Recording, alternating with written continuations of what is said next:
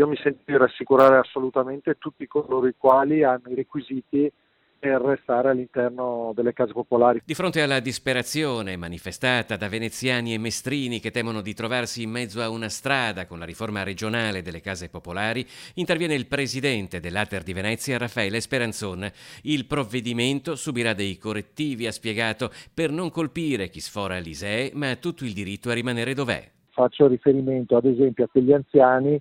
che hanno la pensione di reversibilità del marito che è morto qualche anno fa, oppure che semplicemente hanno fatto una vita votata al risparmio e che hanno accumulato nel corso di decenni qualche decina di migliaia di euro nella speranza di non dover gravare sullo Stato o sui familiari più prossimi nel caso di necessità per la casa di riposo piuttosto che per una badante, per l'ospedale, per le medicine, per il funerale o per lasciare 2-3 mila euro a testa ai 3-4 nipotini che hanno. Ecco, quindi non sono questi i furbi che noi vogliamo cacciare dalle case popolari. La riforma colpirà viceversa chi occupa le case senza averne i requisiti. Coloro i quali hanno centinaia di migliaia di euro in conto corrente, allora in quel caso è del tutto evidente che queste persone hanno la possibilità di andare nel mercato privato e quindi di affittarsi una casa oppure di acquistarsene una pagando un mutuo come fanno tantissimi loro concittadini. Speranzon risponde anche a chi denuncia 1500 alloggi vuoti dell'Ater in comune di Venezia. Un buon numero degli appartamenti sfitti nei comuni di Venezia ci sono anche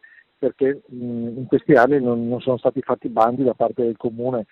bandi ERP, per cui noi abbiamo tanti appartamenti che sono pronti ma non